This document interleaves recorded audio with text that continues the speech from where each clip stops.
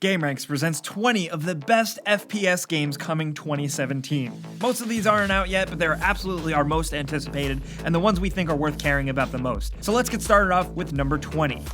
Dead Island 2 we put on this list almost as like a pity thing. At this point, we don't know if it's ever coming out. It's been delayed over and over again. It's also changed studio hands last time we heard about it, but there was potential there from the beginning, and we're really hoping that 2017 is the year it finally releases. Whether or not it'll be really that good, we don't know, especially with things like Dying Light being awesome and basically taking the formula and taking it to the next level. We're still holding out a little hope for Dead Island 2 because we know there are some fans out there, so I figured I'd include it, but it doesn't look too pretty, so I wouldn't get your hopes up. And at number 19, we have Rising Storm 2, Vietnam. This game is from an underrated series, and it's basically taking what it's learned from Rising Storm Red Orchestra and trying to make a Vietnam setting the most fun multiplayer game possible. These games, and Vietnam in particular, are all about realism and absolute authenticity, from the guns to the weapons to the explosives to basically everything, but it's all multiplayer focused with up to 64 players in one battle. Think of it something like Battlefield Vietnam, but with a bit more realism to it. It just had a third wave of a closed beta, and so far, response is pretty good, and we're hoping when this thing finally releases, it's a good, polished multiplayer shooter.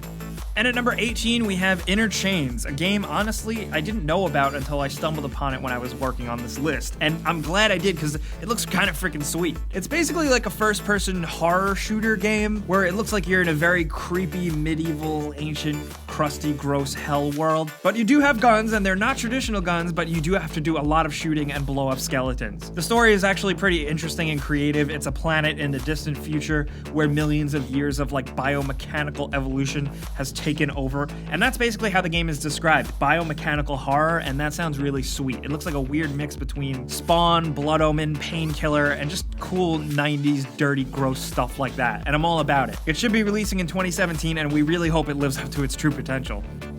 And at number 17, we have Overload, a game that is not a traditional first-person shooter by any means, but it doesn't make it any less fun. Basically what it is a 6 Degree of Freedom shooter from the guys who made Descent. Descent was incredibly popular and very unique and fun, and it looks like Overload is looking to take that to the next level. It's all about flying around and floating and shooting other robots with rockets and missiles and lasers, but it's incredibly fast-paced and fun. The game is releasing in 2017, but in 2016 the developers released a playable teaser of it on Steam, so if you want to check it out, you still can.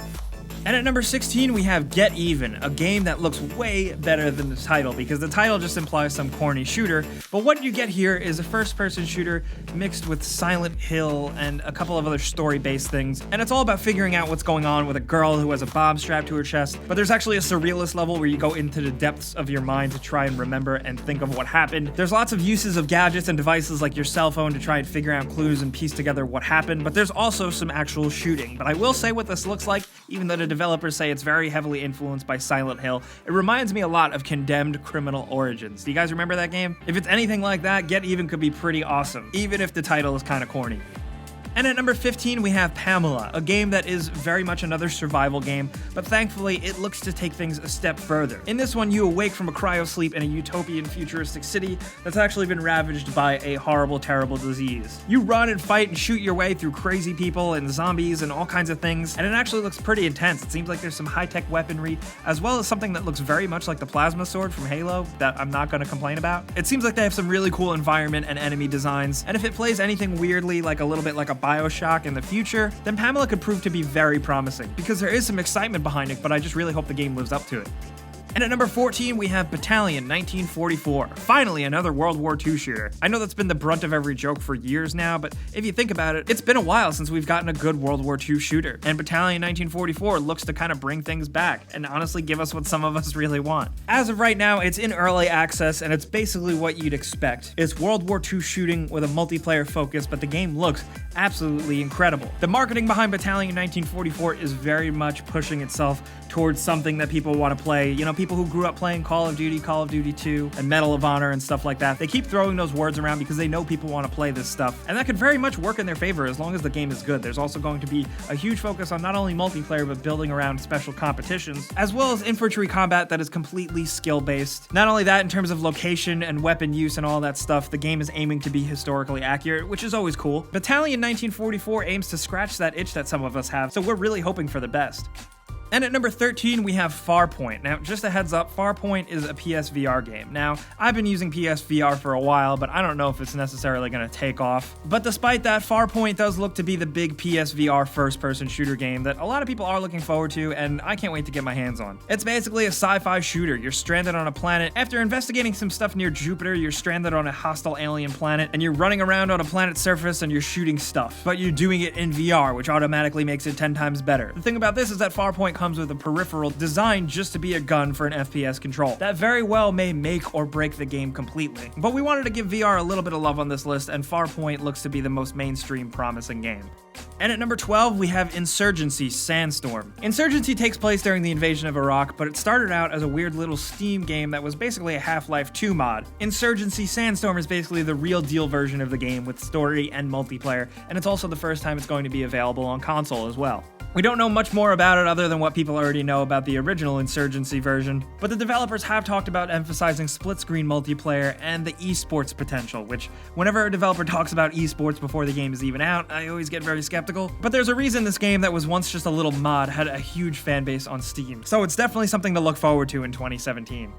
And at number 11, we have Escape from Tarkov. Honestly, one of our favorite and most anticipated games here at gameranx. We don't know if it's actually going to really release in 2017 because the game is wildly ambitious. But what you need to know is that this first-person shooter MMO style game leaves everything up to you, and it's almost like a survival game, but it's also based much more around realism and extreme accuracy, and of course, with that, player skill. There's all types of way for your character to survive, but most importantly, very extensive attention to gun mods and upgrades and stuff like that. It looks fun, it looks engaging. People have been hyped about this game for a reason, so that's why it earns a spot on our list.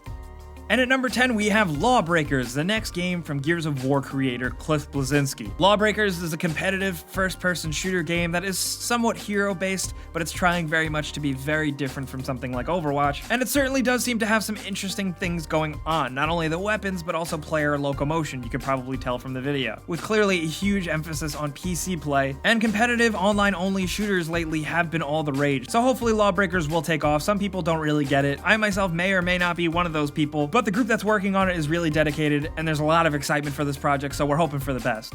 And at number 9 on the list, we have Destiny 2, a game which, at the time of making this video, is completely unannounced, but the way we think about it, it's gotta be announced soon, right? We've gotten multiple expansions from Destiny. Even though people do hate on the game so much, there is a huge, rabid fan base who wants more. Not only that, the people who did get burned and never really liked the game, I think some of them are willing to give it a shot, and Destiny 2 could really right all the wrongs and win everybody over. But we won't really know for sure until it's actually a thing, but 2017 has to be the year for Destiny 2. The thing has been in the works for a while. We have known that it is scheduled to release, but we have not seen a single thing or a real announcement, so hopefully we do soon.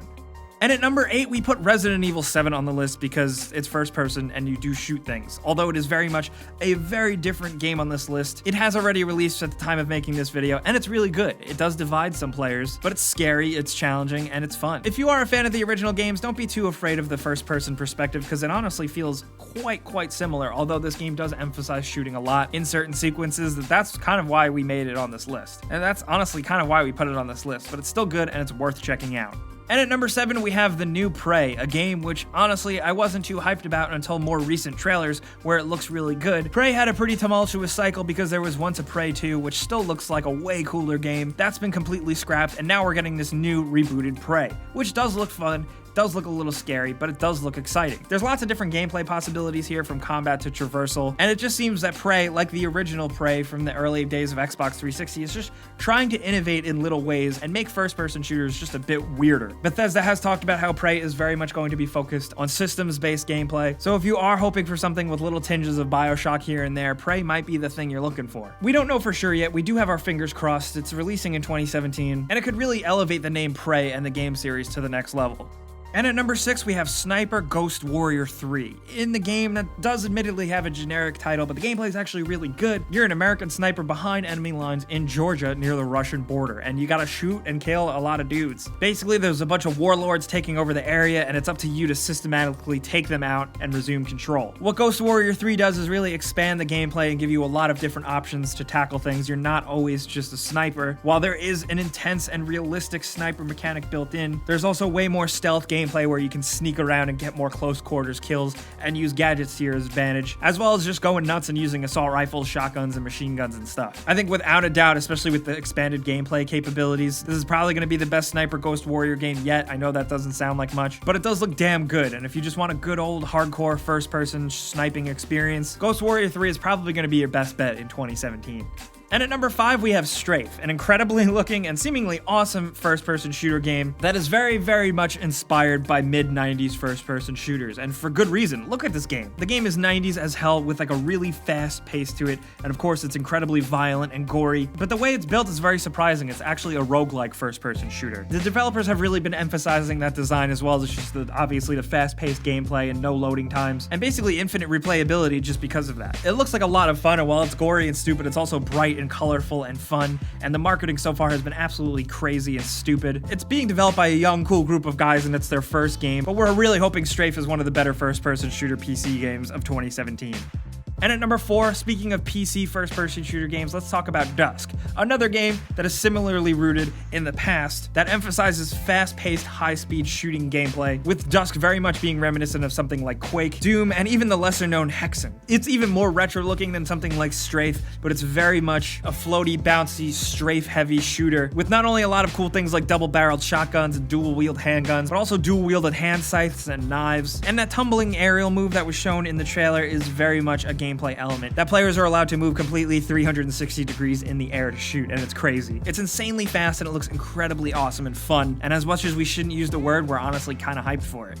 And at number 3, another game that is definitely worth mentioning because it hasn't been announced at the time of this video, but we know it's coming out this year. It's an upcoming Star Wars Battlefront game, most likely Star Wars Battlefront 2. We do know that it is going to right the wrongs of the original in the sense that it is going to give players a single-player experience, which was extremely, extremely missed from the first game. Thankfully, we are getting that. I hope DICE really does work to really improve balancing and just how things generally work in Battlefront 2, because I'd like it to feel more like the old Battlefront games, but I know I'm really preaching to the choir here. While the first new Battlefront game wasn't perfect, it did have a fan base, and there is a lot of potential here for them to build on stuff considering they have all of the Star Wars property and money at their disposal. They could do something really special here.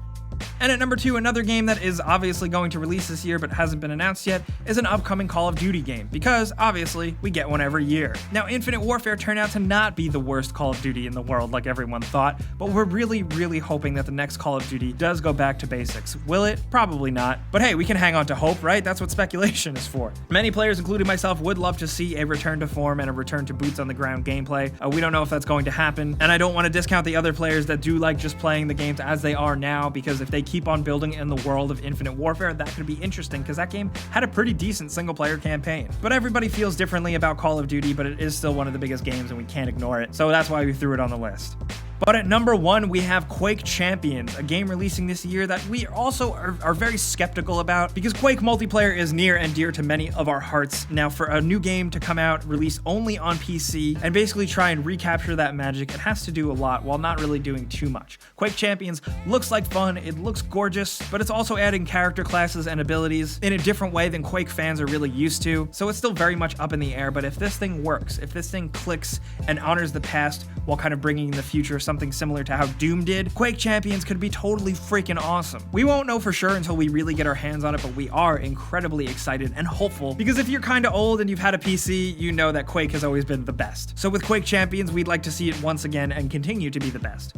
So guys, those are 20 first-person shooter games worth looking forward to in 2017. These are the ones that we are most anticipating, but now we want to hear yours down in the comments. What first-person shooters will you be playing in 2017? Definitely let us know. If you got your own top 20, definitely post it down there. We want to hear it. But you guys know the deal. If you like this video, clicking the like button helps us out a ton, and we really appreciate it. Subscribing if you're new is a great idea because we put out videos like this every single day. But as always, thanks for watching, and we'll see you guys next time.